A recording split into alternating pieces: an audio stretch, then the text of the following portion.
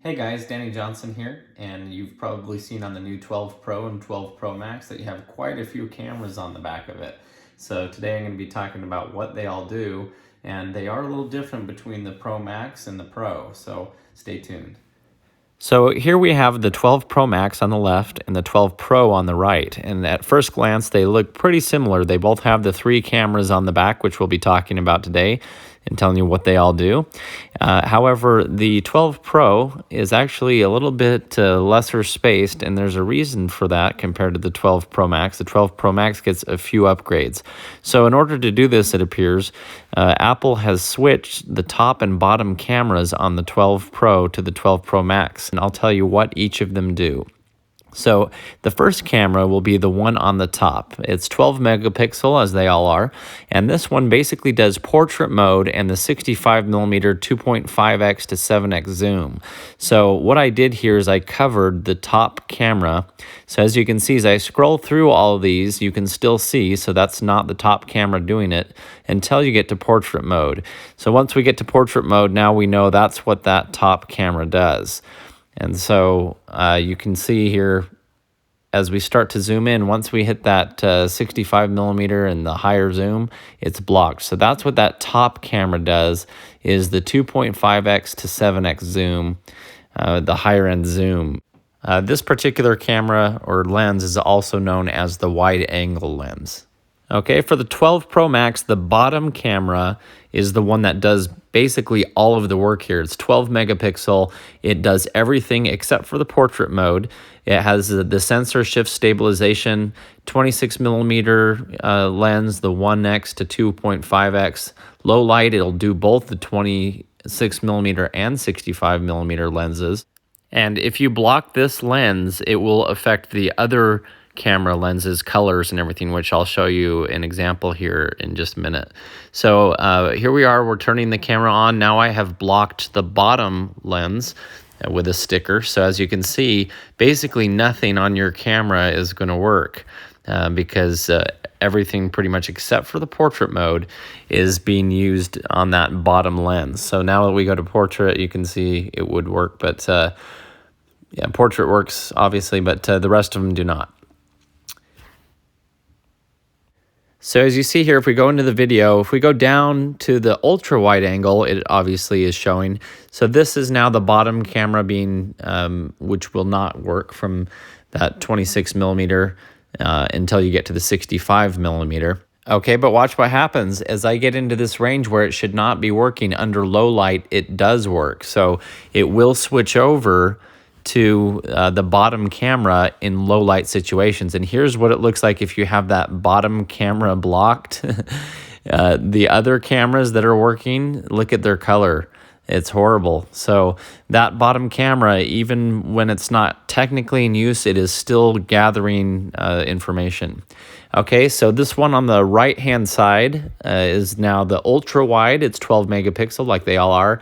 And this is the 0.5 zoom to 1. And so here's an example at the park the other day. You can see I'm at 1x zoom. So here's the ultra-wide angle. Now, what I have noticed with this camera is under especially low light, it gets very pixelated. And so that's something that you do want to be careful about. And so here I am at the park just going through a few of these options to show you. Here's ultra wide.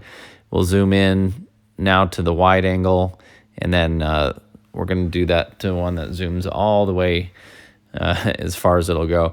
But anyway, watch here as I go up and follow my daughter up the stairs here. You'll see under 1x, which would be a normal camera view, you can see how close we're getting in now. Now, if I go back to the 0.5, it makes all the difference in the world for this ultra wide angle to be able to be close and follow her around and see everything that she's doing. So you can see the difference between 1 and that 0.5 from the ultra wide. So anyway, it is very useful to have. Again, it does seem to get a little pixelated under low light situations.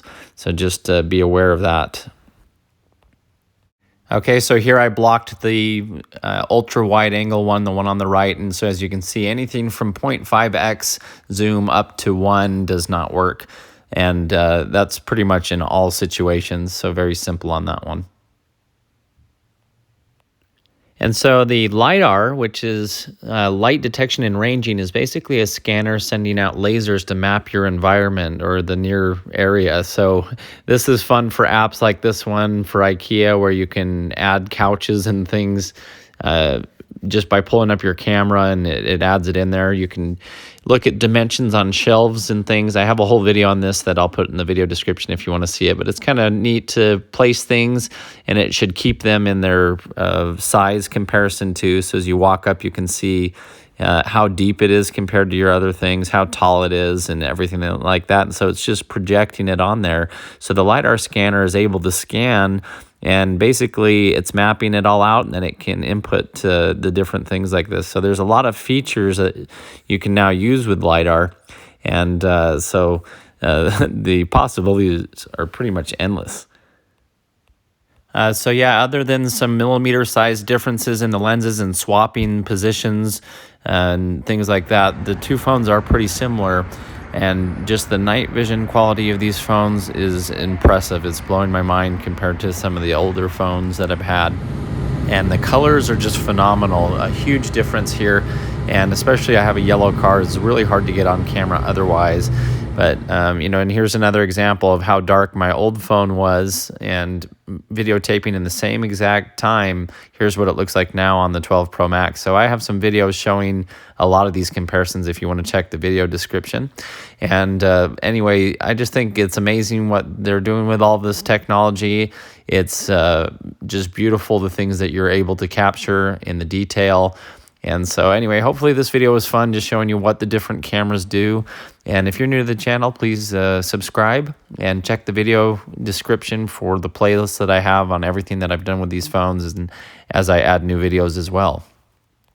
So let me know if you have any questions, and definitely thanks for watching. I hope you enjoyed the video.